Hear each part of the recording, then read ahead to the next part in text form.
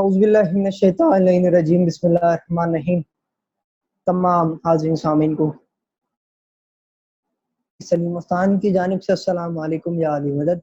حضرت گرامی، میں آپ تمام حاضرین سامعین کا اس میں خوش آمدید کہتا ہوں۔ اس بسم کا آغاز باقاعد تلاوت و حدیث قصہ سے گزارش کروں گا۔ جناب احمد عباس ایمانی صاحب سے تشریف لائے اور حدیث قصہ اور تلاوت اس بزم کا باقاعدہ آغاز کریں۔ جناب احمد عباس ایمانی صاحب، بر محمد و آل محمد صلوات۔ اللهم وآل محمد. بسم الله الرحمن الرحيم. عن فاطمة الزهراء عليه السلام بنت رسول الله صلى الله عليه وآله قال: سمعت فاطمة أنها قالت: دخل علي أبي رسول الله في بعض الآيات قال: السلام عليك يا فاطمة، فقلت: وعليك السلام. قال: إني أجد في بدني ضعفا. قلت: أعوذك بالله يا أبتاه من الضعف.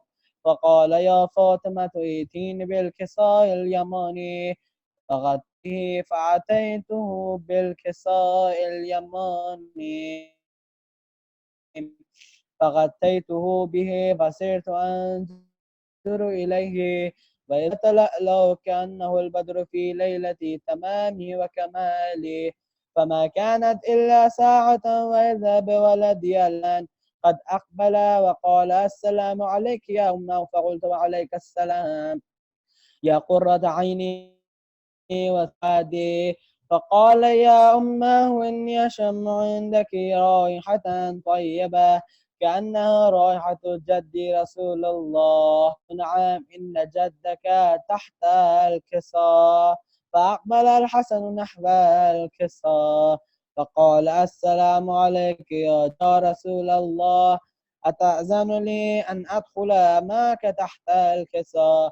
قال: وعليك السلام يا ولدي وحوزي، قد أذنت لك. فدخل معه تحت الكساء. فما كانت إلا ساعة وإذا بولد قد أقبل وقال: السلام عليك يا أمه. فقلت: وعليك السلام يا ولدي ويا قرة عيني وفؤادي. فقال لي: يا أمه إني أشم عندك رائحة طيبة كأنها رائحة جد رسول الله. فقلت: نعم، إن جدك وأخاك تحت الكساء. فبدن الحسين نحو الكساء فقال: عليك يا جد، والسلام عليك يا من اختاره الله، أتأذن لي أن أدخل معكما تحت الكساء؟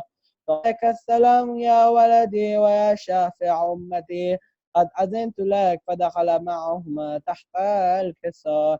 فأقبل عند ذلك أبو الحسن علي بن أبي طالب فقال: السلام عليك يا بنت رسول الله. فقلت: وعليك السلام يا أبا ويا أمير المؤمنين. فقال: يا فاطمة إني أشم عندك رائحة طيبة كأنها رائحة أخي وابن عمي رسول الله. فقلت: نعم، ها هو مع ولديك تحت الكساء. أقبل علي نحو الكساء فقال: السلام عليك يا رسول الله، أتأذن لي أن أكون معكم تحت؟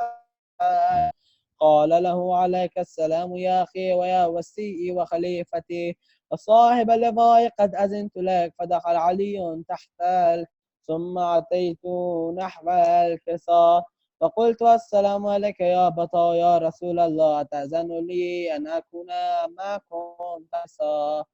قال: وعليك السلام يا بنتي ويا بزعتي، قد أذنت لك. فدخلت تحت الكساء فلما اكتملنا جميع الكساء أخذ أبي رسول الله بطرف الكساء وأومى بيده اليمنى إلى السماء وقال: اللهم إنه أهل بيت وخاصة محمد، لحمهم لحمي ودمهم دمي، ما يعلمني ما يعلمهم ويحزنني ما يحزنهم. أنا حرب لمن حاربهم وسلم لمن صالمهم وعدو لمن عاداهم ومحب لمن حبهم إنهم مني وأنا منهم فاجعل صلواتك وبركاتك ورحمتك وغفرانك ورضوانك وعليهم وأذهب عنهم الرس وطهرهم تطهيرا. اللهم صل على محمد وآل.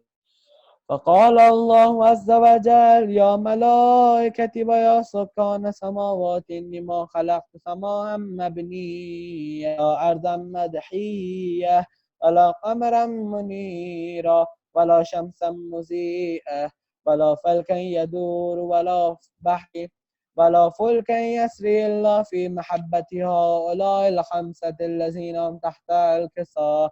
فقال الأمين جبرائيل يا رب وما الكساء؟ فقال عز وجل هم أهل بيت النبوة ومعدن الرسالة هم فاطمة وأبوها وبنوها. اللهم صل على محمد وآل محمد. فقال جبرائيل يا رب أتذن لي أن أهبط إلى الأرض لأكون معهم سادسا. فقال الله نعم قد أذهبت الأمين جبرائيل وقال السلام عليك يا رسول الله. العلي الأعلى يقرأك السلام ويخصك بالتحية والإكرام فيقوتي وجلالي إني ما خلقت سماء مبنية ولا أرضا مدحية ولا قمرا منيرا مضيئا ولا فلكا يدور ولا بحر يجري ولا فلكا يسري إلا لأجلكم ومحبتكم وقد أدخل معكم فالتزم لي يا رسول الله.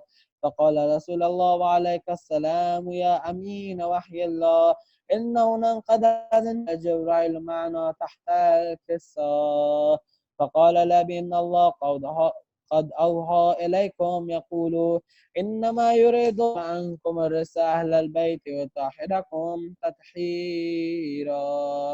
اللهم صل على محمد وآل محمد. فقال يا رسول الله أخبرني ما لجلوسنا هذا تحت الكساء من الفضل عند الله. فقال النبي والذي بعثني بالحق نبيا واصطفاني نجيا وذكر خبرنا هذا في محفل من محافل أهل الأرض وفي جو من شيعتنا ومحبينا إلا ونزلت عليهم الرحمة والملائكة واستغفرت لهم إلى أن يتفرقوا. فقال علي إذا والله فزنا وفاز شيعتنا ورب الكعبة. فقال النبي علي والذي بعثني بالحق نبيا واصطفاني برسالة نجيا وذكر خبرنا هذا في محفل من محافل أهل الأرض من شيعتنا ومحبينا وفيهم محموم إلا وفرج الله همه ولا مغموم إلا وكشف الله غمه ولا طالب حاجة وغزى الله حاجة. فقال علي إذا والله فزنا وسعدنا وكذلك شيعتنا فعزوا وسعدوا في الدنيا والآخرة ورب الكعبة. اللهم صل على محمد وآل محمد.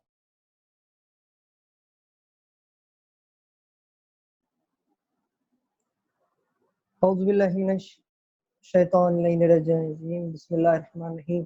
تمام حاضرین السلام علیکم یا علی مدد. آپ تمام سامعین کو مجھ ناچیز سوس خان ملکت خان سلیم مستان کی جانب سے خوش آمدید کہتا ہوں. حضرت گرامی آپ تمام مومنین کے علم میں ہے کہ آج انشاءاللہ ہمارے ساتھ حجت الاسلام المسلمین قبلہ مولانا غلام رضا روحانی صاحب سامعین کی خدمت میں ایک نئے عنوان ایک اچھے عنوان کے ساتھ خطابت کریں گے. آج کا جو عنوان ہے ہمارا خود شناسی سے خدا کے حوالے سے عنوان ہے جس کا حصہ اول ہے. انشاءاللہ حصہ دوم بھی کل انشاءاللہ قبلہ مولانا ہمارے ساتھ ہوں گے جو آپ کو بھرپور انداز اور بھرپور خدمت میں اس عنوان کو پیش کی خدمت کریں گے. حضرت گرامی ساتھ ہمارے منقبت کا سلسلہ بھی جاری و ساری. ہمارے ساتھ آج اقوامی شرف یافتہ پاکستان سے منقبت خان جناب اون ہادی صاحب اور بین الاقوامی شرف یافتہ منقبت خان نہا خان سے افریقہ سے جناب ذاکر اسدی صاحب انشاءاللہ ہمارے درمیان موجود ہوں گے. اور آپ تمام حاضر سامعین کی خدمت میں کلام پیش کریں گے۔ گرامی، جس طرح آپ مومنین کو علم ہے کہ ہم ہمیشہ اپنے درس کے اختتام کے بعد سوالات اور جوابات کا سلسلہ بھی رکھتے ہیں کہ جو مومن ہوتے ہیں وہ ہمارے دیے گئے نمبر پہ رابطہ کریں اور اس پہ سوال کریں۔ انشاءاللہ ہماری پوری کوشش رہیں گی کہ ہمارے جو گیون ٹائم ہے اس کے درمیان سوال قبلہ مولانا سے کر سکیں۔ حضرت گرامی، میں بنا کسی وقت کے لیے میں خود آپ تمام کی حاضر سامنے کی خدمت میں نمبر پیش کر دوں کہ جو کہ ہے جس نمبر سے آپ ہمارے سے رابطہ کریں گے سوالات و جوابات کے لیے 0316888963 یہ ہمارا نمبر ہے واٹس ایپ کے ذریعے، اور انشاءاللہ آپ رابطہ کر سکتے ہیں۔ اگر بغیر کسی حضور کے بغیر کسی وقت کا معروف سوس خان منقل خان جناب سید اون حادی صاحب اور نظائر عقیدت پیش کرے جناب اون حادی صاحب بر محمد و آل محمد صلوات۔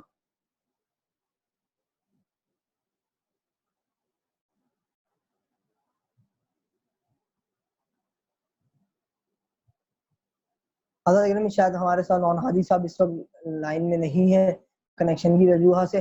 اگر میرے در ساتھ جناب ذاکر اسدی صاحب موجود ہیں، اگر ان کو میری آواز آ رہی ہے، میں گزارش کروں گا بین الاقوامی شہرت یافتہ منقل خان اور جناب ذاکر اسدی صاحب سے کہ تشریف لائیں اور نظارہ عقیدت پیش کریں۔ افریقہ سے آئے مہمان جناب ذاکر اسدی صاحب بر محمد و آل محمد صلوات۔ اللہم صلی علی محمد۔ اعوذ باللہ من الشیطان اللعین الرجیم، بسم اللہ الرحمن الرحیم۔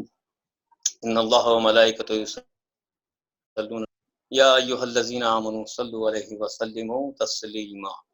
اللہم صلی علی محمد و آل محمد۔ تمام جشن انوار شعبان اور آمد رمضان سب مبارک ہو۔ بس میں آپ کا آپ نہیں لوں گا، بس منقبت کے چند اشعار آپ کی سماعتوں کی نظر کرتا ہوں۔ اور محمد و اہل بیت محمد صلوات۔ اللہم صلی علی محمد۔ بارگاہ امامت میں جب سے محو ثنا ہو گیا، بارگاہ امامت میں جب سے محو ثنا ہو گیا، بارگاہ امامت میں جب سے محو ثنا ہو گیا، بارگاہ امامت میں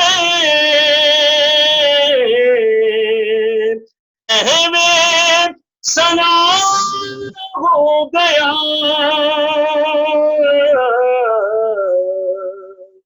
دین و دام کی دولت ملی،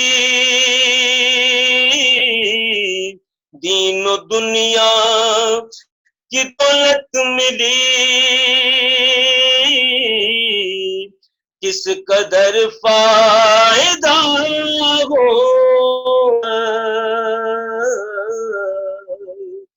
دین و دنیا کی دولت ملی، کس قدر فائدہ ہو گیا۔ بطور شعر آپ کی سماعتوں کی نظر کرتا ہوں کہ کیسے بندہ نوازی گئے، کتنی ذرہ نوازی گئے، بندہ نوازی گئے، کتنی ذرہ نوازی گئے،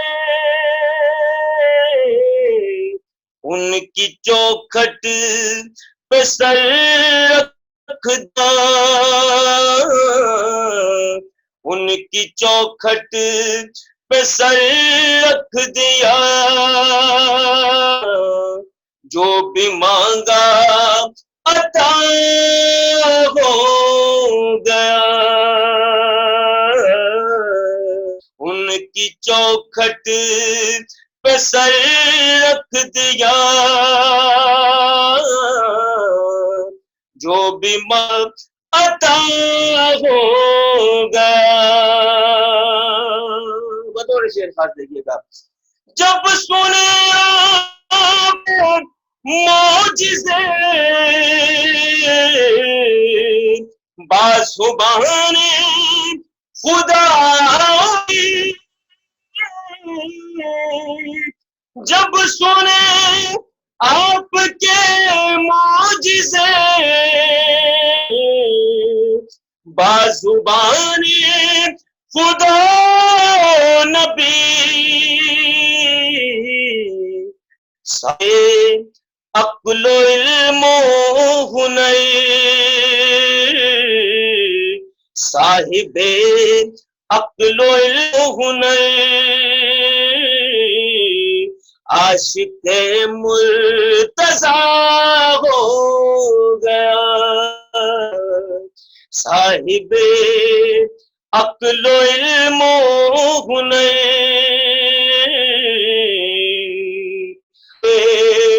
مرتضیٰ ہو گیا، تاجدار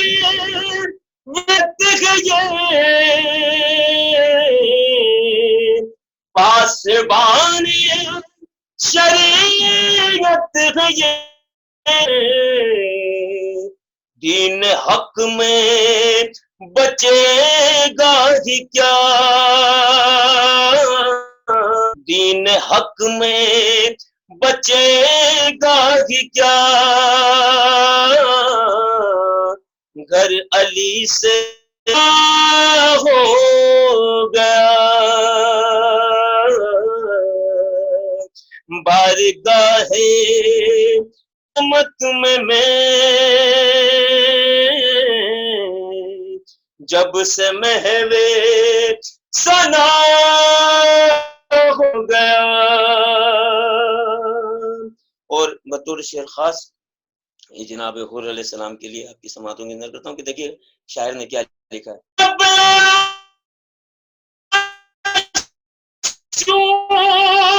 دیکھے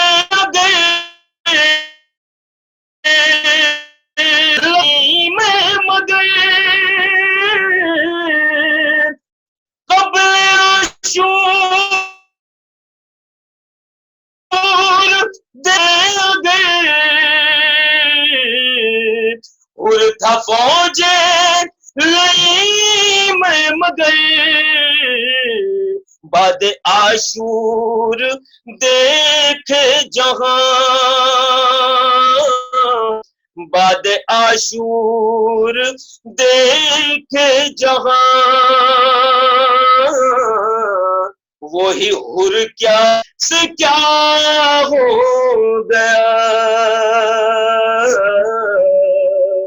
بعد عاشور دے جہاں، وہی حر کیا سے کیا ہو گیا۔ اور دو شعر آپ کی سماعتوں کی نظر کرتا ہوں اور آپ کا زحمت تمام انشاءاللہ دعاؤں میں یاد رکھیے گا کہ حوض کوثر ہوا پڑھ رہا تھا میں مدح علی،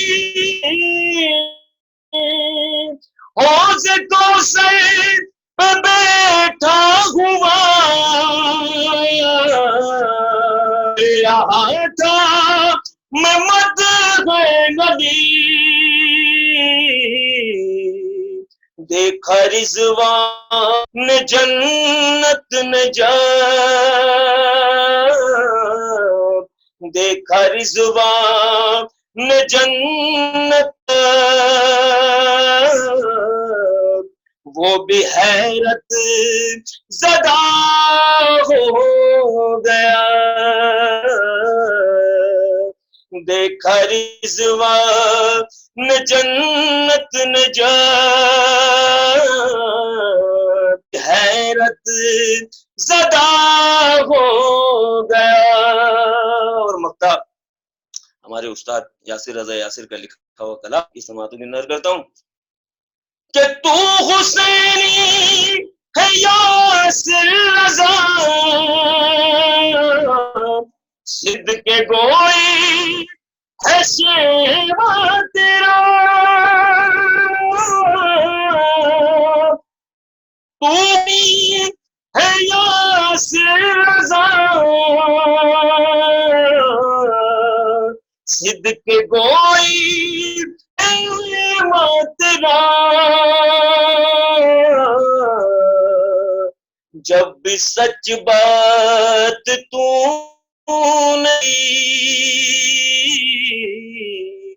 جب بھی سچ بات تو نے کہی،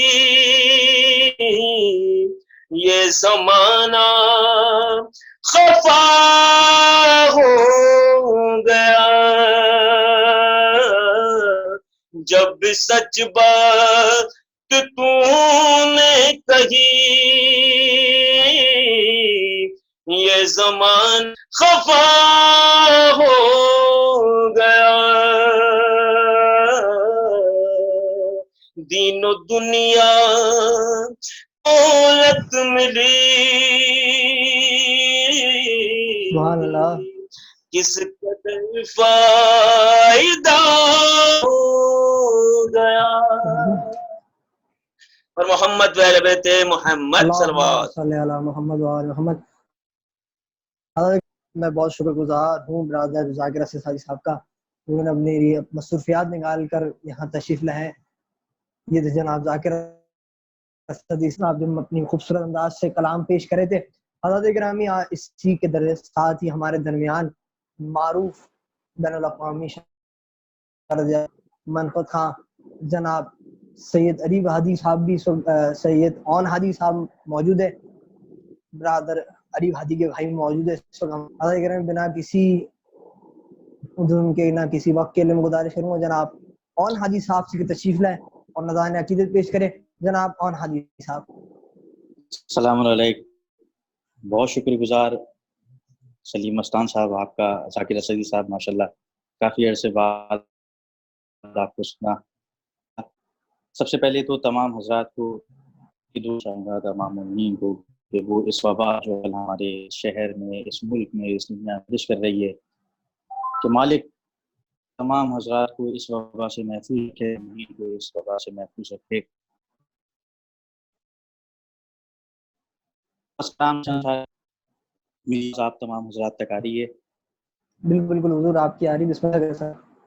بہت شکر گزار، بہت شکر پیش کرتا ہوں، ردیف ہے، نظر آئے گا۔ گئے ہیں احساس تو ہر نظر آئے گا، گئے ہیں احساس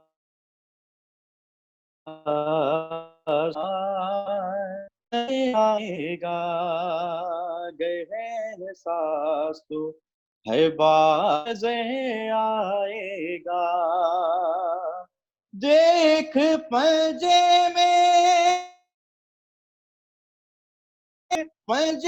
میں علمدار نظر آئے گا، گئے ہیں احساس ہر بار نظر آئے گا۔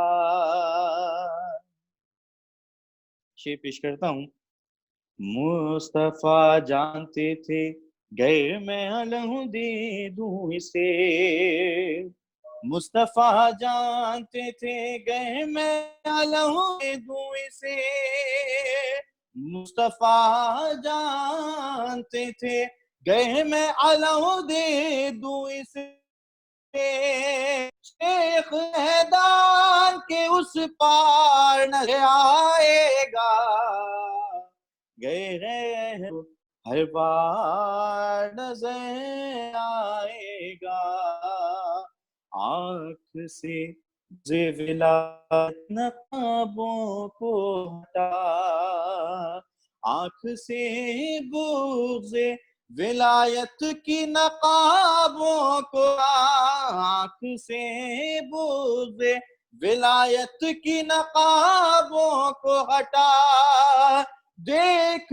کا بھی عزادار نظر آئے گا، گئے ہیں احساس تو ہر بار نظر آئے گا۔ شعر پیش کرتا ہوں کہ امام حسن کی صلح کس مقصد سے تھی، ایک خیال مرتب کرنے کی کوشش کی ہے، شاید قابل داد ہو۔ مصلحت اے حسن کیا ہے اگر سمجھو گے، مصلحت صلح حسن کے اگر سمجھو گے، مصلحت صلح حسن کیا ہے اگر سمجھو گے، تم کو شبیر کا انکار نظر آئے گا، ہے احساس تو ہر بار نظر آئے گا۔ شعر پیش کرتا ہوں، ایک لفظ اور دو اس کے اندر ضم کرنے کی کوشش کی ہے کہ گردنیں دھڑ سے جدا کر دیں گے مہدی آ کے، لفظ دھڑ کا استعمال دیکھیے، گردنیں دھڑ سے جدا کر دیں گے مہدی آ کے، گردنیں دھڑ سے جدا کر دیں گے مہدی آ کے، سارے ممبر جو آکار نظر آئے گا، گئے ہیں احساس تو ہر بار نہیں آئے گا، آیتیں باتیں کریں جس کے لیے آپس میں، آیتیں باتیں کریں جس کے لیے آپس میں، سیدہ کو پریوار نظر آئے گا، گئے ہیں احساس تو ہر بار نظر آئے گا، گئے ہیں احساس تو ہر بار نظر آئے گا، رن میں عباس کو حملے کی اجازت ہو گئے، رن میں عباس کو حملے کی اجازت ہو گئے، دودھ لاشوں کا انبار نظر آئے گا، گئے ہیں احساس تو نظر آئے گا، گئے ہیں احساس تو ہر بار نظر گا۔ مقطع پیش کرتا ہوں، آن بہلول سے مانگو دانائی، واہ، آن بہلول سے مانگو تو ذرا نہیں، آن بہلول سے مانگو تو ذرا دانائی، یہ تمہیں بیکار نظر آئے گا، سبحان اللہ، واہ واہ واہ واہ، احساس تو نظر کیا کہنے سرکار، واہ واہ واہ واہ۔ بہت شکر گزار آپ کی محبت ہوگا، بہت شکر گزار، مالک آباد رکھے، خوشحال رکھے، کوئی غم نہ دے سوائے غم حسین کی۔ لا امین، میں تہہ دل سے شکر گزار ہوں معروف سوز خان منگوی صاحب کا، جنہوں نے اپنی مصروفیات نکال کر تشریف لائے بہت شکر گزار، اور ہمارے درمیان کلام پیش کیا۔ حضور اعلیٰ بہت بہت شکر گزار ہوں آپ کا، اپنی آپ مصروفیات سلامت نکال رہیں، کے تشریف آباد لائے۔ رہیں۔ حضرت گرامی، اس پروگرام کو آگے لیتے ہوئے چلتا ہوں اور آپ کے دھیان میں ہے ہمارے ساتھ اس وقت میں خوش آمدید کہتا ہوں اس بس میں حجت الاسلام قبلہ مولانا غلام رضا روحانی صاحب کو، اور بہت خوش شکر گزار ہوں کہ انہوں نے مصروفیات نکال کے تشریف لائے۔ حضرات گرامی، آپ مومنین کے علم میں ہے عنوان درس خود شناسی سے خدا شناسی کا حصہ اول آپ کے درمیان پیش خدمت ہوگا، اور یقیناً اس پر حجت الاسلام مسمین غلام رضا روحانی صاحب روشنی ڈالیں گے۔ حضرت گرامی، میں قبلہ کو بلانے سے پہلے آپ کے علم میں واپس یہ بات کہہ دوں، مومنین کو سوال ہو وہ دیے گئے نمبر چیٹ روم پر دیا گیا ہے، اس پہ ہم سے رابطہ کر سکتے ہیں، اور میں آپ کو بھی بتا دوں کہ نمبر 027889663 اس نمبر پہ آپ میسج کر سکتے ہیں۔ ہماری کوشش رہے گی کہ ہمارے مقرر وقت کے اندر ہم قبلہ مولانا کے جوابات دے سکیں۔ میں بغیر کسی عذر کے، بغیر کسی وقت کے گزارش کروں گا حجت الاسلام والمسلمین مولانا غلام رضا روحانی صاحب سے کہ تشریف لائیں اور آپ تمام حاضرین سامعین کی خدمت میں خطاب پیش کریں۔ غلام رضا روحانی صاحب، عنوان درس خود شناسی سے خدا شناسی، حصہ اول۔ حصہ دوم انشاءاللہ قبلہ مولانا ہمارے ساتھ وہ حصہ دوم کے حوالے سے اس عنوان کے حصے دوم کو آپ کے بیان درمیان پیش کریں گے۔ معرفت نفس سے معرفت رب یا خود شناسی سے رب شناسی، یہ عنوان اصولاً کافی گہرا عنوان ہے، اور یہ ساری احادیث ہیں جو ہمیں اس ٹاپک پر نظر آتی ہیں۔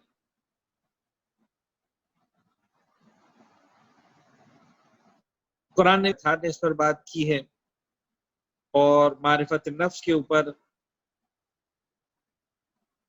بے تحاشا جو ہے وہ روایت ہم کی۔ سب سے پہلے جو مشہور ترین فرمان ہے مولا کائنات امیر المومنین علی بن ابی طالب علیہ السلام کا،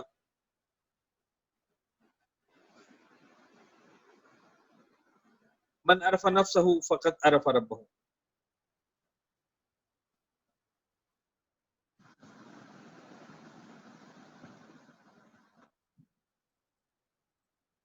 جس نے اپنے آپ کو پہچان لیا اس نے اپنے پروردگار کو۔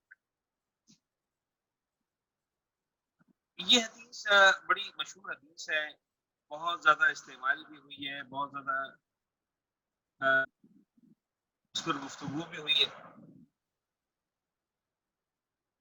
معصوم فرما رہے کہ جس نے اپنے نفس کی معرفت، اس نے اپنے رب کی معرفت حاصل کر لی۔ اچھا، یہ ہے کیا معرفت نفس معرفت رب؟ کیسے ہو جائے گا انسان اپنے آپ کو پروردگار کو پہچان لے؟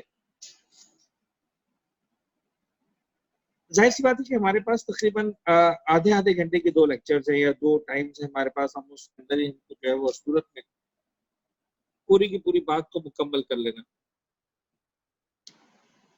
تو میں بہت زیادہ یا بہت زیادہ گہرائی میں نہیں جاؤں گا، میں کوشش کروں گا رمضان المبارک کی مناسبت سے بہت ہی سادہ الفاظ میں جو ہے بات کروں۔ سرکار، بات یہ ہے کہ انسان جب دنیا کے اندر آتا ہے تو عجیب بات یہ ہے کہ انسان ہر چیز میں غور و فکر کرتا ہے، صرف اپنی ذات کی معرفت کے بارے میں فکر نہیں کرتا۔ دیکھیے، میں آپ کو بتاؤں، ایک مرتبہ مجھ سے پوچھا جاتا ہے کہ مجھے معلوم ہے کہ میرا مثال کے طور پر جنم دن کیا ہے، میری ڈیٹ آف برتھ کیا ہے، میں آرام سے بتا دوں۔ میرا نام کیا ہے؟ XYZ میرا نام ہے۔ میرا ایڈریس کیا ہے؟ میرے مثال کے طور پر کپڑوں کا سائز کیا ہے، میڈیم پہنتا ہوں، لارج پہنتا ہوں، ایکسٹرا لارج پہنتا ہوں، جوتوں کا سائز کیا ہے، یہ سب پتہ ہے۔ کیا یہ ہے معرفت نفس؟ جواب یہ کہ نہیں، معرفت نفس نہیں ہے، یہ معرفت جسم ہے۔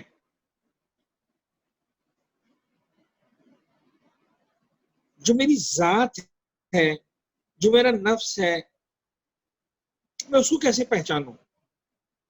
اچھا، عجیب بات یہ ہے کہ معصومین فتح پروردگار کا مرکز معرفت نفس کو قرار دے رہے ہیں۔ تم نے اگر اپنے نفس کو پہچانا تو اپنے رب کو پہچانو گے. میں آپ کو کچھ احادیث سناؤں. معصومین نے اتنے خوبصورت انداز سے ان کی ہیں. ان احادیث کو سن لیں، ذرا سا اس کا ترجمہ دیکھ لیں، تو اس کے بعد جو ہے وہ پھر ہم تھوڑا سا بات کو مزید آگے. معصوم فرماتے ہیں العارف من عرف نفسہ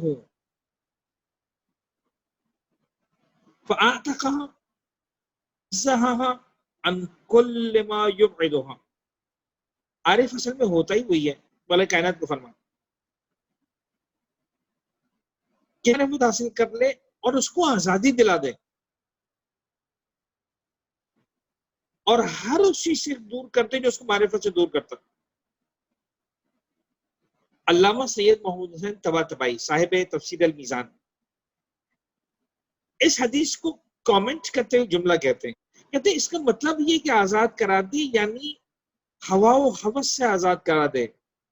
یہ جو شہوتوں کا غلام بنا ہوا ہے اس کا نفس، اس سے ایک اور موقع پر مولا کائنات ہی کا فرمان ہے اعظم الجہل جہل الانسان امر نفس سے. سب سے بڑی جہالت یہ کہ انسان اپنے نفس کے امر سے ہی اپنے نفس کے بارے میں جاہل ہو. برعکس دوسرا فرمان اعظم الحکمت معرفت الانسان نفسہ، اور سب سے بڑی حکمت یہ کہ انسان کو اپنے آپ کی معرفت ہو جائے. یہ بات ایک فرمان جو بڑا زبردست ہے، اور قرآن مجید کی آیت تو بہت ہی کمال پر نظر آتی ہے اس معاملے پر.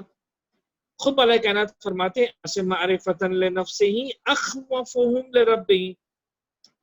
انسان کی اپنے بارے میں معرفت جتنا زیادہ بڑھتی چلی جاتی ہے، خوف اتنا ہی بڑھتا چلا جاتا ہے اس کو دل میں. یعنی سرکار بات یہ ہے کہ جیسے جیسے میں خود شناس میں ویسے ویسے خدا شناس بنتا جاؤں گا. اب اگین مجھے لگتا ہے کہ باتیں اچھا قرآن کی آیت کا بھی حوالہ دے دوں، پھر ہو سکے گا تو مزید بھی حدیث کا سہارا لیں گے بات کو سمجھنے کے لیے. لیکن بہرحال مولا کے فرامین بڑے اونچے فرامین ہوتے ہیں، تو ہماری اوقات نہیں کتنی آسانی سے ہم ان باتوں. قرآن فرما رہا ہے انما یخشی اللہ من عبادہ العلماء. یہ کمنٹ علامہ طباطبائی نے کیا اگین ان کے بڑے عرفان النفس، وہاں سے میں اس کامنٹ کو آپ کے سامنے پیش کر رہا ہوں، جہاں پر امام نے جب انسان کی معرفت اپنے بارے میں زیادہ بڑھتی چلی جاتی ہے تو خود بخود جو ہے وہ اپنے پرور خوف بڑھتا چلا جاتا ہے. قرآن کہہ رہا ہے انما یخشی اللہ من عبادہ العلماء. یاد رکھنا اللہ سے خشیت رکھنے والے جو بندگان ہیں وہ صرف اور صرف علماء ہیں. یہاں پر علماء سے مراد وہ افراد نہیں ہے کہ جو حوضے کا چکر لگاتے ہیں یا مثال کے طور پر نجف جاتے ہیں در، یہ اس کی بات نہیں ہو رہی. یہاں پر علماء والے علماء نہیں. ہاں یہ وہ علماء ضرور ہیں صاحبان علم ہیں، اپنی ذات کی معرفت پیدا کرتے ہیں، رب کی معرفت پیدا کرتے ہیں. دیکھیے آسان ترین الفاظ میں ایک چھوٹی سی روایت سے الہام لیتے ہوئے مدد لیتے ہوئے تھوڑی کی طرف بڑھتا ہوں. معصوم نے ایک موقع پر ارشاد فرمایا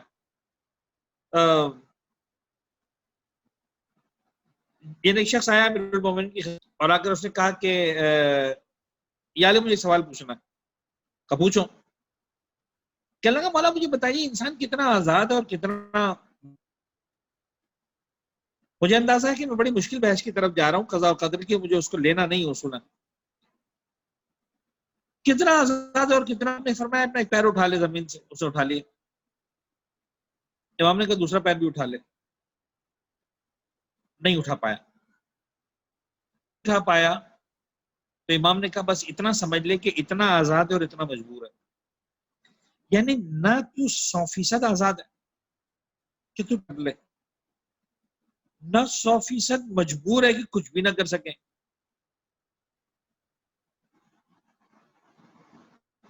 خود کے دیکھتا ہوں تو مجھے اس بات کا اندازہ ہو جاتا ہے کہ میرا سب کچھ میرے اختیار میں نہیں ہے. اب ازراہ مزاح سمجھ لیں، لیکن بہرحال کائنات میں سب سے بڑی سچائی ہے. دنیا کا ہر انسان چاہتا ہے کہ وہ مثال کے طور پر دنیا کا کامل ترین انسان بنے. اب جس چیز میں کمال نظر آتا ہے، فرض کریں شخص کو کمال نظر آتا ہے مالدار ہونے میں، وہ کہتا ہے میں دنیا کا مالدار ترین انسان بن جاؤں. کسی شخص کو کمال نظر آتا ہے خوب سمجھتے، وہ کہتا ہے اللہ کرے میں دنیا کا خوبصورت ترین انسان بن جاؤں. کسی کو کمال نظر آتا ہے صحت مند ہونے میں، وہ کہتا ہے خدا بندہ میں دنیا کا صحت مند ترین انسان بن جاؤں. لیکن فرض کریں میں چاہتا ہوں میں دنیا کا خوبصورت ترین انسان بن جاؤں، میرے بس میں نہیں. جو چہرہ، جو خد و خال، جو جسم پر دیا وہی ہے. میں اگر لمبے قد کا ہوں، میں اپنے آپ کو چھوٹے قد کا نہیں کر سکتا. میں چھوٹے قد کا ہوں، اپنے آپ کو لمبے قد کا نہیں بنا سکتا. میرے ہاتھ مثال کے طور پر چھوٹے میں لمبا نہیں کر سکتا، میرے ہاتھ لمبے میں اس کو چھوٹا نہیں کر سکتا. میرے اختیار میں نہیں ہے. میں اپنی مرضی سے اپنے بعض اوقات انسان سونا چاہتا ہے سو نہیں سکتا. جب انسان اپنے وجود پہ غور کرنا شروع کرتا ہے تو اسے نظر آتا ہے کہ اس پر اس سے زیادہ اختیار کسی اور کا ہے. عام حالات میں شاید یہ بات اتنی سمجھ میں نہ آتی. آج ہم جب کورونا کے اندر بیٹھے ہوئے، پورا عالم انسانیت، یعنی آپ کو ایک تعجب ہوگا، اور ممکن ہے مجھے اس بات پر تعجب ہو کہ میرے سننے والوں میں سے بھی کوئی ایسا، لیکن بہرحال آپ کو تعجب ہوگا کہ اس میں ایک بڑی تعداد لوگوں کی ایسی ہے جو یہ بات ماننے کو تیار ہی نہیں ہے کہ دنیا میں کورونا نام کی کوئی چیز آئی ہوئی. یعنی اب تک اس بات کو ایکسپٹ کرنے کو تیار نہیں کہ ہاں کورونا نام کی کوئی چیز ہے. ماہرین، ڈاکٹرز، سنجیدہ افراد، پڑھے لکھے افراد ہاتھ جوڑ جوڑ کر درخواست کر رہے ہیں. ڈاکٹرز ہاتھ جوڑ جوڑ کر بھائی گھروں میں بیٹھ جاؤ، آئسولیشن میں چلے جاؤ، سوشل ڈسٹینس. یہ کہتے ہیں صاحب ایسی کوئی چیز ہے ہی نہیں، بکواس ہے، دنیا کو بیوقوف بنایا جاتا. بہرحال چاہے بنایا جا رہا ہے کہ نہیں بنایا جا رہا ہے، گاڈ میڈ ہے، ہیومن میڈ ہے، مجھے اس سے غرض نہیں ہے. پر سمجھ میں آتا ہے کہ سب کچھ ہمارے بس میں نہیں ہے. اچھا، اسی معرفت رب یا اسی کی طرف ائمہ تحریر نے اشارے کیے. مجھے بہرحال ایک ٹاپک پر آنا ہے، لہٰذا میں بات کو جلدی سے آگے بڑھانا چاہ رہا ہوں. ایک شخص آیا دہریہ تھا. دہریہ کا مطلب وہ اس بات پر بلیو ہی نہیں کرتا تھا کہ وہ خدا ہے اس کائنات کا. وہ اس بات کو ماننے کو تیار نہیں تھا کہ کسی نے اس کائنات کو بنایا ہے. آیا چھوٹے امام حضرت امام جعفر صادق علیہ السلام کی خدمت میں اور آ کر بڑی بحث کی. اچھا، اتنا پختہ تھا وہ بندہ، اتنا پکا تھا اپنی عقیدے میں کہ جتنے دلائل امام وہ ماننے کو تیار نہ ہوا، ہر دلیل میں اس نے کوئی نہ کوئی اف بٹ کوئی اگر مگر نکالتا رہا. امام ہے، جانے وہ کچھ بھی جانتے ہیں جو بہرحال کائنات کا انسان نہیں جانتا. جب ہر بات ہو گئی تو امام نے پھر اس کو پکڑا. یعنی پھر اس کے جہاں امام کو معلوم تھا کہ اب یہ نہیں بچ سکتا. امام کے شخص مجھے ایک بات بتا، کبھی ایسا ہوا ہے کہ تو سمندر میں پھنس گیا ہو؟ ظاہر سی بات ہے خالصتاً علم امامت سے بات ہو رہی. ظاہری اعتبار سے امام بعض اوقات اس لیول پر بات نہیں کرتے. امام نے فرمایا کبھی ایسا بھی ہوا ہے کہ جب تم پھنسا ہوا ہے تو طوفان آ گیا، اور ایسا طوفان آیا کہ کشتی تباہ ہو گئی اور تو ایک پر آ گیا. کہنے لگا ہاں ایسا ہو چکا ہے میرے ساتھ. اب آپ سوچے، سمندر گہرا بکھرا ہوا، ہر طرف سے پانی ہے، موجے آ رہے، ایک آدمی ایک لکڑی کے تختے سے لپٹا ہوا ہے، اسے نہیں پتا زندگی ہے موت ہے. خدا نہ کرے انسان کبھی اس کیفیت پہ پھنسے. اگر کوئی ایسا پھنسا ہے تو شاید سمجھ سکے میں کیا کہہ رہا ہوں. یعنی شاید میں پھر بھی نہ سمجھ سکوں اس طرح سے جس طرح وہ سمجھ سکے. جب اسے ساری کر لیا، امام نے ایک جملہ پوچھا، کیا شخص ایک بات بتا، جب اس کیفیت میں تھا کہ کسی بھی لمحے تیری زندگی کا خاتمہ ہو سکتا تھا، ایک بات کہتا تھا کہ ابھی بھی کوئی ایسی ذات ہے جو مجھے اس طوفان سے، اس آفت سے دیے، کہنے لگا ہاں. اس وقت مجھے خیال آتا تھا کہ ایک ذات ایسی ہے، میں وہی ذات ہوتا ہے. انسان چاہے نہ چاہے، جب اس طرح سے مشکل کے اس مرحلے پر آتا ہے جہاں اسے کوئی راہ حل علاج نظر نہیں آتا، تب انسان جو مولا کائنات نے جملہ فرمایا تھا، شاید ہم نے فرمایا تھا، عرفت اللہ بفسخ العظائم ونقض الہمم، میں نے پلانس کرتا رہا، لمبی لمبی چوڑی پلاننگ کرتا رہا، میرے سارے ارادوں کے ٹوٹنے سے میں نے پہچانا کہ میں ارادہ کرنے والا بہت چھوٹا ہوں، وہ ارادوں کو دوام دینے والا، سنے والا، توڑنے والا وہی بلند ہے.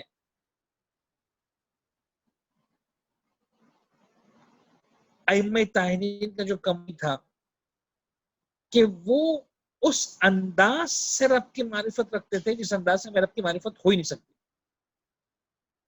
اس بات کرتے تھے. کسی نے پوچھا مولا کائنات سے کہ یا علی آپ نے جس خدا کو مانتے اس کو دیکھا ہے؟ امام نے فرمایا علی جس خدا کو نہ دیکھے اس کو مانے گا ہی نہیں. کیسے دیکھا ہے؟ کہا ان آپ جسے تم دیکھنا چاہتے ہو یہ بصارت ہے، میں نے بصیرت کی نگاہوں سے دیکھا، یعنی عقل کی آنکھوں سے دیکھا ہے، میں نے دل کی. ورنہ بہرحال یہ مراحل وہ ہیں جہاں بڑے بڑے انبیاء کہ ابھی کچھ نہ کچھ باقی ہے. جناب ابراہیم کا قصہ آپ نے بار بار سنا ہے، رب ارنی کیف تحیی الموتى، پالنے والے مجھے بتا دے تو مردوں کو زندہ کیسے کرے گا. خدا کی طرف سے جواب آیا ولم تؤمن، اے ابراہیم کہ تمہیں ایمان نہیں ہے.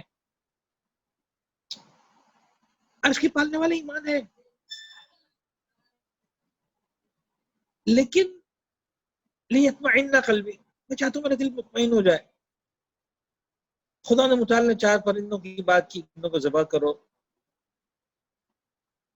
یعنی ان سارے مراحل سے گزرنے کے جناب ابراہیم نے جب آنکھوں سے دیکھا تو کیا، جس کو ہم کہتے ہیں نا سینگ از بلیونگ، جناب ابراہیم نے دیکھ لیا.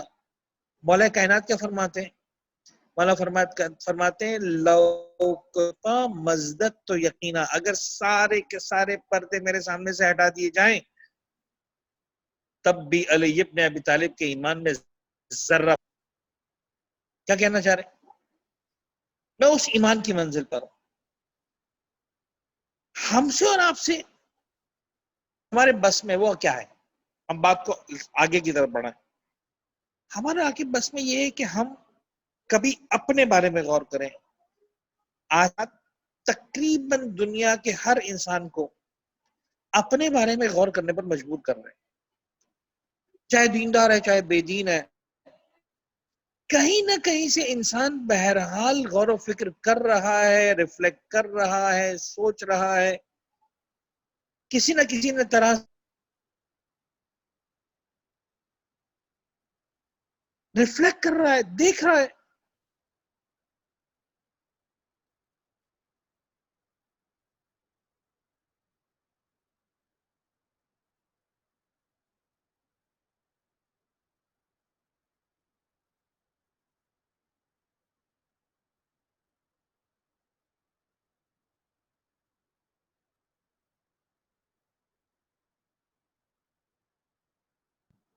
اگر آپ کی وائس بند ہوئی ہے سمجھ میں آ جائے کہ میرا وجود نہیں ہے، کوئی ہے جو مجھے چلا رہا ہے. اور اس کے لیے بہرحال میں عرض کروں آسان میں اور آپ اس قابل نہیں ہے کہ ہم خود سے خدا تک پہنچ جائیں، ہماری اتنی اوقات نہیں ہے. لہٰذا اکثر میں کہتا ہوں کہ میں اور آپ خدا کو نہیں مانتے، میں اور آپ اس خدا کو مانتے ہیں جس کے بارے میں اللہ کے رسول نے کہا کہ یہ خدا ہے. خدا کو مانتے ہیں جس کے بارے میں مولا کائنات نے یہ فرمایا کہ یہ خدا ہے. ہمارے بس میں نہیں، ہم علی کے بتائے ہوئے خدا کو مانتے ہیں، ہم محمد کے بتائے ہوئے.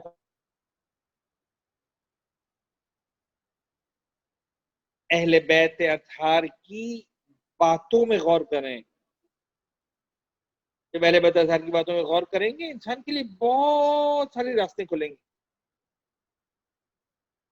यहाँ पर आने के बाद मेरा दिल चाहता है एक बात और करूं, इस वक्त तो बहुत कम गुंजाइश है, मुझे थोड़ा सा एक नुक्ते पर बात करनी है और इसी नुक्ते को मजीद कल आगे बढ़ाना। मैं सोच रहा था कि इस खुद शनासी, रब शनासी, तो मेरे जहन में एक बात आई जो मैंने कई मरतबा कई मकाम पर अर्ज की है, मेरे फ्रेंड से मुझसे सुना है। एक कॉन्सेप्ट है, द कॉन्सेप्ट ऑफ कुर्बतन इलल्लाह, रब से मंजिले इताअत पर आने के बाद उसे हमकिनार होना। हम जितनी भी इबादतें करते हैं उसका इस्तेमाल करते हैं कुर्बतन इलल्लाह। आप देखिए ज़ने गिरामी के वजूद कायनात में इसकी हैसियत रेत के एक मामूली तरीन जर्रे जितनी भी नहीं है। ये मैं इसलिए जुमला अर्ज कर रहा हूं कि अगर आप इस पूरी कायनात को देखें समझाने के लिए, क्योंकि ज्यादातर अफराद वो हैं जो इस वक्त है, वो हैं जो डिजिटल दुनिया से आशना है, सोशल मीडिया पर हैं, तो मुझे सुन पा रहे हैं। हम में से हर एक मोबाइल के जरिए कनेक्टेड है या लैपटॉप के जरिए। तो मैं अर्ज करूं कि आप ने यकीनन वो वीडियो देखी होगी जिसके अंदर एक इंसान जूम किया गया, फोकस किया गया, और फोम करने के बाद जूम आउट करते गए, जूम आउट करते गए, जूम आउट करते गए। कोई इंसान छोटा सा हो गया, घर नजर आने लगा, घर छोटा सा हो गया, महल्ला नजर आने लगा, छोटा सा हो गया, शहर, शहर के बाद मुल्क, मुल्क के बाद आहिस्ता आहिस्ता कैमरा इतना पीछे गया कि अब दुनिया ग्लोब नजर आ रहा है। फिर इस ग्लोब के नजर आने के बाद मजीद इतना जूम आउट हुआ कि दुनिया इतनी से रह गई, दुनिया के साथ मसलन सूरज नजर आने लगा, इतना अजीम सूरज, दुनिया उसके सामने इतनी छोटी सी। अब दुनिया में वो इंसान कहाँ रह गया, दुनिया खुद एक नुक्ता बन गई। एक वक्त आया, मजीद पीछे गए गैलेक्सीज की तरफ, मिल्की वे की तरफ, पता नहीं 400 लाइट ईयर्स फॉरवर्ड, अल्टीमेटली सूरज उरज सब पता नहीं, सब एक एक डॉट के बराबर भी नहीं रहे। बाबा जब पूरी दुनिया एक डॉट के बराबर नहीं तो मैं और आप, हमारी हैसियत और औकात ही कुछ नहीं। कमाल ये है कि मैंने जिस आयत को समझा में कलाम करा दिया, जिन्ना वल इंस इल्ला लियअबुदून, कुरान मेरी और आपकी रहनुमाई कर रहा है, अहले बैत हमारी रहनुमाई कर रहे हैं। कहा सुनो, परवरदिगार फरमा रहा है मैंने इंसानों को खल्क नहीं किया, सिर्फ एक मकसद के लिए खल्क किया है, और वो मकसद क्या है, इल्ला लियअबुदून, कि वो मेरी बंदगी करें। तरह याद है मुफस्सिरीन इस आयत की तफसीर में जुमला इरशाद फरमाते हैं, इल्ला लियअबुदून यानी इल्ला लियअरिफून, जिन्होंने इसलिए खल्क किया है कि वो हमारी मारिफत हासिल करें। यानी यहाँ मुराद ये है कि बंदगी करें, पहचाने, और जब पहचानेगा सर झुका देगा।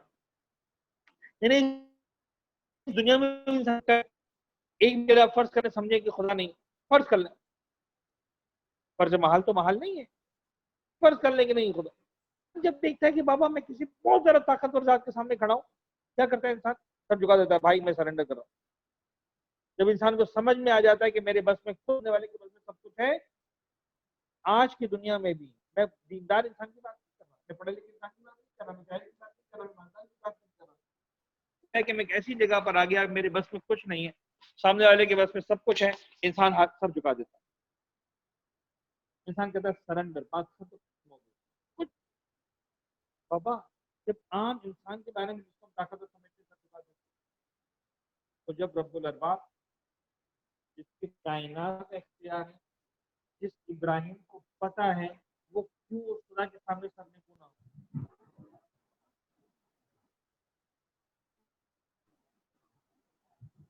किबला उस इब्राहिम के आपको गुलजार बना दिया। इब्राहिम को मालूम है, हेलो मालूम है, मूसा और ईसा को मालूम है, हाँ आपको आवाज आ रही है? बंदगी क्या है, बंदगी है कि उसके सामने सर झुका दे, खत्म। जो उसने ऑर्डर किया है ऑर्डर के सामने, और यही तक आसान निकलता है। जहाँ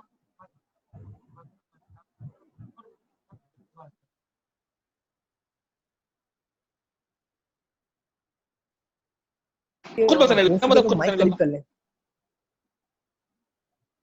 یعنی اچھا عام طور پر اگر پوچھا جائے نماز پڑھتا ہوں قربتاً اللہ، روزہ رکھتا ہوں قربتاً اللہ، حج کر رہا ہوں قربتاً اللہ، کیا مطلب قربتاً اللہ کا؟ لوگ سمجھتے ہیں قربتاً اللہ کا مطلب ہے اللہ سے نزدیک ہونا، اللہ کا قرب اختیار کرنا، رانگ، اللہ کی رضا حاصل کرنا، رانگ. ان میں سے کوئی مقصد نہیں ہے. قربتاً اللہ کا مطلب ہے اللہ کے حکم کی تعمیل کرنا. ہم لوگ بعض اوقات توضیح مسائل کو اس انداز سے دیکھتے ہی نہیں. ہم سمجھتے ہیں توضیح مسائل صرف قانون کی کتاب ہے، اس کے اندر اخلاق کہاں سے آ گیا. کبھی الفاظ میں غور کریں تو سمجھ میں آئے کہ بابا اس کے اندر ہے کیا چھپا ہوا. آیت اللہ سیستانی کی توضیح کو دیکھ لیں. نیت کے مسائل میں لکھا ہوا ہے وضو کے اندر، شرائط وضو میں، قربتاً اللہ یعنی قصد تذکر.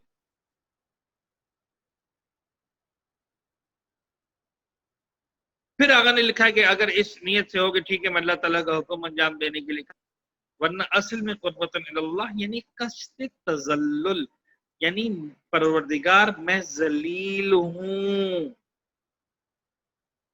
عزیز ہونا یعنی صاحب اقتدار ہونا، صاحب اختیار ہونا، صاحب قدرت ہونا، صاحب طاقت ہونا. ذلیل ہونا یعنی پست ہونا، گرا ہوا ہونا، پالنے والے میری اوقات نہیں ہوں. میں اپنے اس ذلت، اپنے اس گرے ہونے کے اظہار کے لیے تیری بارگاہ میں حاضر ہوں. یہ ہے قربتاً اللہ. یہ ہے قربتاً اللہ. قربتاً اللہ یعنی تعالیٰ کے حکم کو انجام دینے کے لیے. ختم ہو گئی بات. پڑھنا اس لیے کہ اللہ نے حکم دیا. میں روزہ کیوں رکھنا اس لیے کہ اللہ نے حکم دیا. میں کیوں کر رہا ہوں اس لیے کہ اللہ نے حکم دیا. میں خمس کیوں دے رہا ہوں اس لیے کہ اللہ نے حکم دیا. وہ خدا ہے، اس کو زیب دیتا ہے حکم دینا. میں بندہ ہوں، زیب دیتا ہے اس کو فالو کرنا. ختم ہوگی بات. اصل گرامی اگر انسان اسی بات کو سمجھ لے میں بہت سارے سوال نکل جائیں گے. یعنی یہ تو دنیا کا ایک عام سیٹ بھی برداشت نہیں کرتا کہ اس کا ملازم ہر بات میں سوال پوچھنا شروع کرتی ہوں. آخر ختم ہوگی بات. آپ کی آواز نہیں آ رہی ہے اس وقت میرے پاس. بے اختیار عمل کی طرف جانے لگتا ہے. پروردگار کہتا ہے بندے تو یہ مت سمجھنا بن بلایا ہے. ہر عبادت میں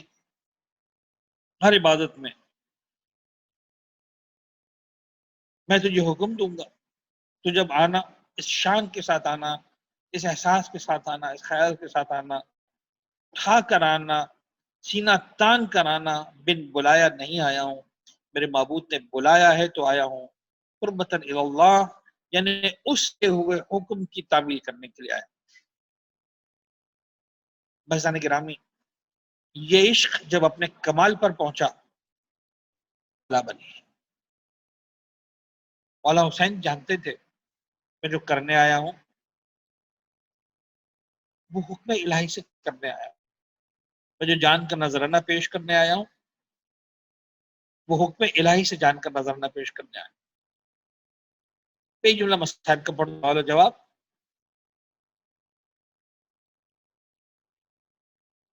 لہذا کمال یہ ہے کہ مولا حسین جس طرح کا جملہ ہے نا، اسی رمضان کے مہینے میں 19ویں کی صبح فستو رب الکعبہ، رب کعبہ کی قسم علی کامیاب ہو گیا. ایک جملہ موقع ہے، بڑے کمال کا یہ جملہ.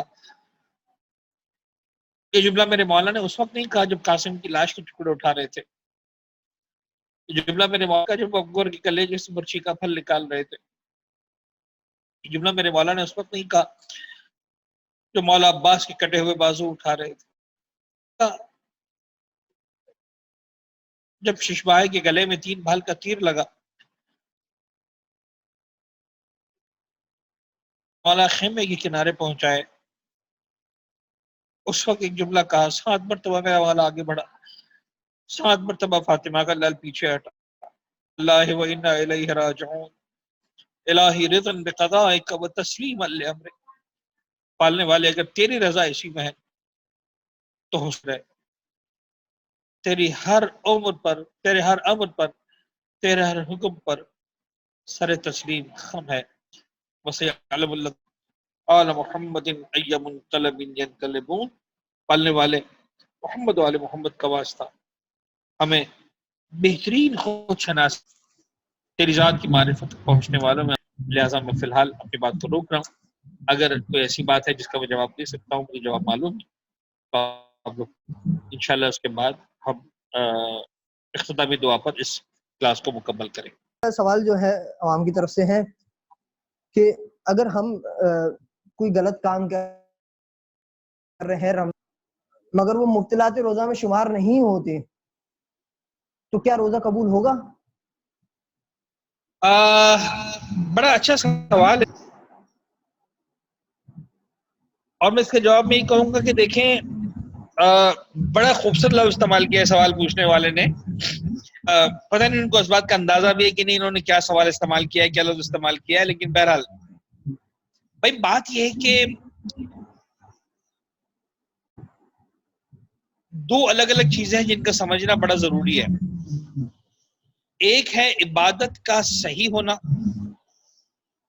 ہے عبادت کا قبول ہونا. عبادت کا صحیح ہونا ایک پیرامیٹرز ہیں، مسائل میں لکھے ہوئے ہیں کہ بھئی یہ کام کرو گے تو عبادت صحیح ہو جائے گی، اور یہ کام کرو گے تو عبادت باطل ہو جائے گی. اب اس کے اندر 9 چیزیں لکھی ہیں کہ بھئی ان 9 میں سے کوئی کام کیا تو تمہارا روزہ باطل ہو جائے گا، ان 9 کاموں کو نہیں صحیح ہو جائے گا. اب ان 9 کاموں میں کہیں نہیں لکھا ہوا کہ مثال کے طور پر مظلوم کے چہرے پر تھپڑ مارنے سے روزہ باطل ہو جائے گا. ایک مثال دے کے بات کر رہا ہوں جس انداز سے سوال پوچھا. کہیں لسٹ میں نہیں لکھا ہوا کہ تھپڑ مارو گے کسی مظلوم پر تو تمہارا روزہ باطل ہو جائے گا. اس کا مطلب میں نے تھپڑ مارا تب بھی ٹھیک ہے، میں گناہ گار ہوا، میرا یہ نعوذ باللہ جھوٹ بولا، غیبت کی، تہمت لگائی، عبادت صحیح ہو جائے گی اگر مبتلات کو انجام نہ دیا. لیکن عبادت کا صحیح ہونا ایک ہے، عبادت عزت کی بارگاہ میں قبول ہونا ایک اور چیز ہے. اب آپ ذرا سمجھنے کی کوشش کریں. مولا کائنات فرماتے ہیں صائمن، کتنے ہی روزے دار ایسے ہیں جن کو ان کا روزہ بھوک اور پیاس کے سوا کچھ نہیں دیتا. یہ کس کی بات کر رہے ہیں امام علی؟ روزہ کھانے والوں کی یا روزہ رکھنے والوں کی؟ آف کورس روزہ رکھنے والوں کی. یعنی روزہ ہے اس کے باوجود اس کے روزے نے اس کو بھوک اور پیاس کے سوا کچھ نہیں دیا، یعنی نہ اللہ کا قرب عطا کیا، نہ اللہ کی رضا عطا کی، نہ پروردگار اکرام کا اقدار. اس کو صرف اتنا فائدہ ہوا کہ ہاں یہ بھوکا رہ لیا، پیاسا رہ لیا. آج کل کی زبان میں کہوں تو مثلا اس کو ڈائٹنگ کا فائدہ مل گیا، اس کے لوگوں کو فائدہ.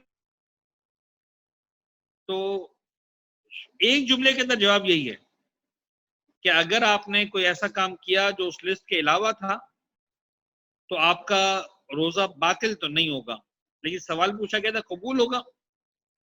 قبول تو ایک ایسا مسئلہ ہے جو قیامت کے میدان میں پہنچنے سے پہلے مجرم نہیں ہونے والا، تو میں کسی اور کے بارے میں کیسے بتاؤں؟ قبول کرنا نہ کرنا پروردگار کی ذات ہے. اور شاید میرا اور آپ کا امتحان سے بڑا یہ ہے کہ عبادت کو جتنا صحیح کرنے پر زور دیں اس سے زیادہ عبادت کی قبولیت پر زور دیں. جی جناب. قبلہ آپ سے دوسرا سوال یہ ہے کہ امام جعفر صادق ہم کی حدیث کے ہے اگر ہم نے اہل بیت کو سمجھ لیا تو ہم نے خدا کو سمجھ لیا، تو اس حدیث کے مطابق ہم نے اپنے آر امام کو سمجھنا ضروری ہے. اس بارے میں کیا حال ہے کہ ہم کس طرح اہل بیت کو سمجھنے کی کوشش کریں؟ دیکھیں ایک بات ہمیشہ یاد رکھیے گا کہ اس طرح کے موضوعات پر فرامین ایک سے زیادہ ہیں. من عرف نفسہ فقد عرف ربہ، جس نے اپنے آپ کو پہچان لیا اس نے اپنے خدا کو پہچان لیا. جسے اہل بیت کی معرفت حاصل ہو گئی اسے خدا کی معرفت حاصل ہو. اصل میں ہوتا یہ ہے کہ اس میں کبھی بھی صرف ایک لیول یا ایک مرحلے کی بات نہیں ہوتی، بہت سارے مراحل ہیں. ورنہ اصولاً آپ نے وہ حدیث بھی سنی ہوگی جس میں پروردگار، جس میں پیغمبر اکرم نے والا کائنات کو مخاطب کر فرمایا تھا کہ اے علی، تیری معرفت میرے اور خدا کے سوا کسی کو، میری معرفت تمہارے اور خدا کے سوا کسی کو نہیں ہو سکتی، اور خدا کی معرفت میرے اور تمہارے علاوہ کسی کو نہیں ہو سکتی. تو یہ کچھ لیولز ہیں جس لیولز تک ہمارے بس میں نہیں پہنچنا، لیکن اس میں کوئی شک نہیں ہے جیسے جیسے انسان اہل بیت اطہار کی ذوات کے مقدمے میں اپنی معرفت میں اضافہ کرتا رہے. معرفت کا مطلب کیا ہوتا ہے؟ دیکھیے مجھے نہیں پتا، اب ہم سادہ ترین الفاظ میں سمجھانے کی کوشش کریں. ایک مرتبہ میں گلی سے نکل رہا ہوں، ایک شخص سامنے سے آ رہا ہے، مثلا مثال کے طور پر نیلے کلر کے قمیص شلوار پہنے ہیں اس نے، مثال کے طور پر واسکوٹ بھی پہنی ہوئی ہے، جوتے بھی پہنے ہوئے. ایک آدمی آ رہا ہے، مجھے کیا پتا کون ہے. فرض کریں جناب ایک شخص میرے برابر میں آیا، مجھے کہنے لگا کہ بھائی یہ ہمارے محلے کا کاؤنسلر ہے. جیسے مجھے پتا چلا محلے کا کاؤنسلر ہے، اب مجھے اس کے شخص کے بارے میں پتا نہیں چلا، مجھے اس کی شخصیت کے بارے میں پتا چلا، اس کے ظاہر کے بارے میں پتا نہیں چلا. ظاہر تو نظر آ رہا تھا مجھے کہ مثلا 5.5 فٹ کا انسان ہے، 6 فٹ کا انسان ہے، یہ پہنا ہوا ہے، موٹا ہے، پتلا ہے، چل رہا ہے، جوان ہے، بڈھا ہے. سب محلے کا کاؤنسلر ہے. میرا انداز بدل جائے گا، اچھا یہ میرے محلے کا بڑا آدمی ہے، اور اسی سے ہم لیول کو آگے بڑھاتے جائیں. کسی نے کہا صاحب کاؤنسلر ہے، کسی نے کہا صاحب یہ ایم پی ہے، یہ پروونشل اسمبلی کا ممبر ہے، اچھا ایم این اے ہے، نیشنل اسمبلی کا ممبر ہے، وزیر ہے. معرفت ہوتی جا رہی ہے اس کی کہ بھائی یہ اس لیول کا آدمی ہے، یہ وزیر لیول کا آدمی، اس کو اتنے اختیارات ہیں. تو ائمہ معرفت کیسے ملتی ہے؟ آسان ترین اس کا جواب ہے ائمہ طاہرین کی زیارت پڑھیں. دوران میں جاتے ہیں، السلام علیکم ابو عبداللہ ختم ہوگی بات، حسین بن علی کو سلام. نہیں ایسے نہیں کہو، السلام علیکم وارث آدم صفت اللہ، السلام علیکم وارث، السلام علیکم وارث ابراہیم خلیل اللہ. یعنی وارث آدم بھی یہی ہے، وارث ابراہیم بھی یہی ہے، وارث عیسیٰ، موسیٰ، محمد. یہ وہ ذات ہے اس کی بارگاہ میں آئے ہوں کہ سارے انبیاء کی محنتیں ایک طرف، اس ایک ذات کی قربانیاں اور محنت ایک طرف. خود سوچنے کا انداز بدل جائے گا کہ بابا یہ بہت بڑا آدمی ہے. جب یہ انسان اپنے گردن کٹا سکتا ہے تو جس ذات کے لیے گردن کٹائے وہ بہت بڑی ذات ہے. امام میں اضافہ ہوگا، معرفت خدا میں اضافہ ہوگا. جی بیٹا. چلو آپ سے ایک اور سوال ہے. شناسی کی منزل کے راستے میں اکثر دنیا کی وجوہات اور پریشانی میں ہم اکثر اپنا آبجیکٹ، اپنا گول دیں، تو کیا اصول ہو کہ بنیادی ہو سکے کہ جس پہ ہم اپنی سیلف آئیڈینٹیفیکیشن کے آبجیکٹو میں. جزاک اللہ. میرے خیال میں اس سوال کو ہم جو ہے وہ آخری سوال کے طور پر لیں یا کوئی اور سوال بھی بھی ہے اسی کا ایک پارٹ کے طور پہ ہے کہ خود شناسی کے لیے وہ کیا چیک پوائنٹس ہیں جس سے ہم یہ معلوم کر سکے کہ ہم اس منزل آبجیکٹو کے اصول کے رائٹ ٹریک پر ہے. یہ 2 سوال ہو گئے. اور تیسرا سوال جو ہے کہ جیسے یہ ہمارا جو پورا پروگرام ہے وہ نوجوانوں کے لیے مخصوص اور خصوصاً ہے کہ نوجوان زیادہ تر کوشش کرے کہ قرآن مجید اور نماز کی طرف زیادہ رجوع کریں. جو یہ نہیں ہو پا رہا ہے تو اسی سلسلے کو یہ چل رہا ہے، تو اس حوالے سے بھی تھوڑا سا اس پہ روشنی آپ ڈال سکیں. ٹھیک ہے. پہلے سوال کو ریپیٹ کرتے ذرا ایک مرتبہ پھر. پہلا سوال اگر یہ ہے کہ خود شناسی کی منزل کے راستے میں ہم اکثر دنیا کی وجوہات کی وجہ سے گمراہ ہو جاتے ہیں اور اپنی اس منزل اور آبجیکٹو سے بھٹک جاتے ہیں. وہ کیا ایسا اصول اور بنیاد ہو سکتی ہے جس کے باعث ہم اپنی سیلف آئیڈینٹیفیکیشن کے آبجیکٹو میں کامیاب رہے؟ ٹھیک ہے. جزاک اللہ. ٹھیک ہے. دیکھیے تقریباً ایک ہی طرح کے سوالات ہیں میرے اعتبار سے. بطور کلی سوال یہ ہوا کہ بھائی بعض اوقات مجھے پتا بھی ہے، بعض اوقات مجھے سمجھ میں نہیں آتا کہ کیا کروں، کیسے بڑھوں. خلاصہ کلام یہ کہ اس راستے پر آگے بڑھنا چاہتا ہوں. کسی نے کہا ہرڈلز آ جاتے ہیں, کسی نے کہا میں کیسے پتا چلا ہے کہ مثلا نزدیک. دیکھیں اس کے اندر میں آپ کو چھوٹا سا قصہ سناتا ہوں. میرے خیال میں قصہ بہت زیادہ بہتر طریقے سے کلیئر کر دے گا کہ میں کیا کہنا چاہ رہا ہوں. اور وہ یہ کہ ایک استاد تھے علم عرفان کے, شاگرد کیا کہنے لگا آقا مجھے کچھ سیکھنا ہے, آپ سے معلومات حاصل کرنی ہے. ایسا ویسا استاد نے کہا کہ ٹھیک ہے تم ایسا کرو قرآن پڑھو, رات بھر قرآن پڑھنا. کہنے لگا ٹھیک ہے, پوری رات قرآن پڑھ لیا اس نے. اگلے دن آیا تو استاد نے کہا کتنا قرآن پڑھا؟ کہنے لگا آقا پوری رات بیٹھ گیا, آرام سے پورا قرآن پڑھ ڈالا. ایک رات میں کافی تھا پوری رات قرآن پڑھنے کے لیے. استاد نے کہا اچھا ایک کام کرو, اب کل جب قرآن پڑھنا تو ایک احساس کے ساتھ پڑھنا کہ میں تمہارے سامنے بیٹھا ہوں اور تم مجھے قرآن سنا رہے ہو. کہا ٹھیک ہے. شاگرد گیا, اگلے دن جناب علی جو ہے اس نے قرآن پڑھنا شروع کیا اور اس بات کو مجسم کیا کہ میرا استاد میرے سامنے بیٹھا ہوا. اگلے دن آیا, استاد نے پوچھا کتنا قرآن پڑھا؟ کہنا استاد کیا کروں, بار بار یہ احساس ہوتا تھا کہ آپ سامنے بیٹھے ہوئے ہیں. میں 15 سپارے سے زیادہ نہیں پڑھ پایا, آدھے قرآن سے زیادہ نہیں پڑھ پایا. ایک ایک کر کے استاد اسی طرح پڑھاتے رہے. فرض کریں ایک دن مرجے کا نام لیا, سمجھ لو وہ استاد تمہارے سامنے بیٹھے ہوئے ہیں. پھر کہا مثلا فرض کرنا جناب علی کے مولا کائنات تمہارے سامنے بیٹھے ہوئے ہیں, اللہ کے رسول تمہارے سامنے بیٹھے ہوئے ہیں. آخر دن کہا کہ اب تم اس احساس کے ساتھ قرآن پڑھنا کہ خدا تمہیں دیکھے. اگلے دن جب آیا شاگرد اس نے کہا استاد میں ایک آیت بھی ڈھنگ سے نہیں پڑھ پایا, مجھے یہ احساس ہی کافی تھا کہ خدا میرے سامنے, میری آواز ہی نہیں نکل رہی. کہ جب پہلی رات تم پورا قرآن پڑھ کے آئے تھے اس وقت بھی خدا تمہارے سامنے تھا, تم نے احساس نہیں کیا تھا. دیکھیں بات یہ ہے کہ آپ میرے لیے بھی دعا کریں کہ خدا مجھے بھی وہ احساس دے, ہم سب. لیکن جب ہم احساس کرتے ہیں اور اس احساس کی پریکٹس ہی ہمارا امتحان ہے, یعنی ایسا فیل ہو رہے تو کوئی بہت بڑا تیر مار دے گا فیل ہو گئے, ہمیں فیل ہی ہونا. لیکن اس کا مطلب یہ نہیں کہ ہم مطمئن ہو جائیں کہ فیل ہونا تو جب فیل ہونا ہے. بابا محنت کرنی ہے. یعنی میرا اور آپ کا کام یہی ہے رب العزت کے سامنے کہ ہم خدا سے دعا مانگتے رہیں کہ بابا پروردگارہ وہ احساس دے دے, اس احساس میں دیں. اور ایسا نہیں کہ انسان کامیاب نہیں ہوتا. دیکھیں 100 اور ہوتا ہے, 0 اور ہوتا ہے. ہم 100 پر نہیں ہے لیکن خدا کا کرم ہے کہ 0 پر بھی نہیں ہے.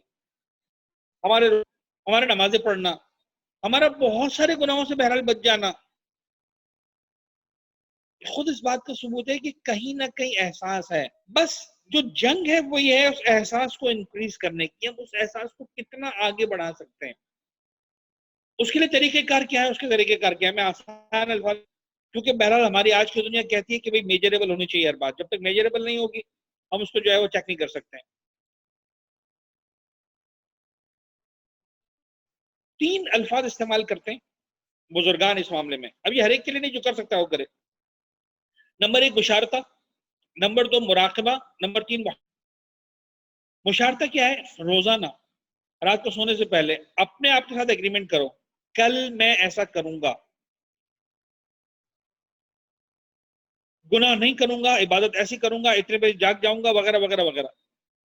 یہ ہے مشارطہ. جینوئنلی ڈیسائیڈ کرو, گراؤنڈ ریئلٹیز کو رکھتے ہیں تمہارے بس میں ہے, وہ مت ایکسپیکٹ کروانا جو تمہارے بس میں نہیں ہے.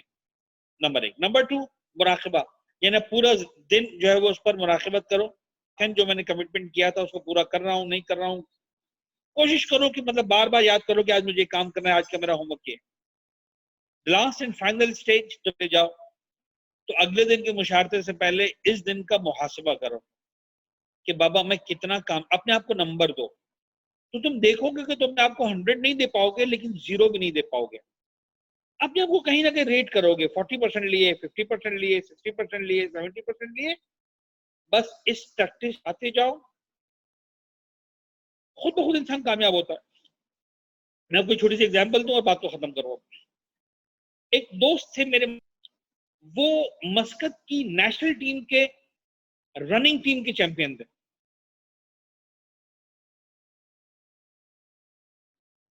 چیمپئنز میں سے ایک تھا وہ. تو کہتا آقا مجھے روزانہ جانا پڑتا ہے بھاگنے کی پریکٹس کرنے کے لیے. میں کہتا تم کتنا بھاگتے ہو؟ کہ آقا ہم تقریباً دن میں 7 گھنٹے 6 گھنٹے اتنا بھاگتے ہیں. میں کیا بات کر رہے ہو؟ کہاں روزانہ 6 گھنٹے کو بھاگنا ہے؟ میں نے کہا پھر بات آتی ہے 100 میٹرز کے اندر کہ 100 میٹرز کی ریس مثال کے طور پر ہم لوگ 10 سیکنڈ میں کرتے ہیں کہ 9.5 سیکنڈ میں. کہ آقا جب بات تو 9.5 سیکنڈ کو 9.4 بنانے کے لیے کہا جاتا ہے. استاد کہتا ہے, ہمارا ٹرینر کہتا ہے کہ 6 مہینے تک روزانہ 8 گھنٹے بھاگو گے تو 9.4 کر سکو گے. اب ہم بولیں گے 9.5 اور 9.4 میں فرق ہی کیا ہے؟ کہتا نہیں آقا ہم کو پتا ہے کہ اگر میں نے 1 مہینے کے لیے پریکٹس چھوڑ دی تو میرا 9.5 9.6 پہ چلا گیا, اور اس 9.6 کو دوبارہ 9.5 کرنے کے لیے اب 1 مہینے سے کام نہیں چلے گا, مجھے 6 مہینے بھاگنا پڑے گا. معصوم ہم کو ہی بتاتے ہیں تم ایک گناہ کرتے ہو پتہ نہیں کتنا پیچھے چلے جاتے ہو. تمہارا خیال ہے کہ کچھ نہیں ہوا. معصوم فرماتے ہیں ہمیں پتا ہے کہ تم ایک گناہ کرتے ہو, تم کتاب نہ وہ گرا دیتے ہو. تو آسان الفاظ میں پھر ریپیٹ کر دوں الفاظ: مشارطہ, کمٹمنٹ, مراقبہ اینڈ دین محاسبہ. پہلے جناب علی کمٹمنٹ کرو, اس کے بعد اوور آل اس پر چیک رکھو, اور فائنلی اپنا حساب کتاب کر کے اپنے نمبر دو.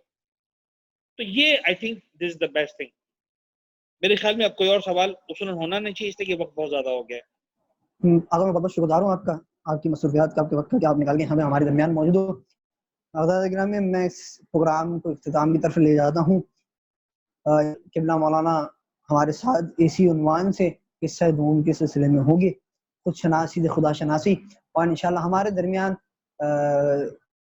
معروف منقبت خاں جناب میسر مباش کشمیری صاحب اور وجیل حسن زیدی صاحب بھی انشاءاللہ مہمان گرامی میں موجود ہوں گے. میں اس پروگرام کا اختتام کر رہا ہوں. دعا امام زمانہ سے گزارش کروں گا میرے ساتھ دعا امام زمانہ خدا اللہ کی بارگاہ میں پیش کرے. بسم اللہ الرحمن الرحیم. اللهم كل وليك حجة بن الحسن صلواتك عليه وعلى آبائه في هذه الساعة وفي كل ساعة وليا وحافظا وقائدا وناصرا ودليلا وعينا حتى تسكنه أرضك وتمتع فيها طويلا. اللهم صل على محمد وآل محمد.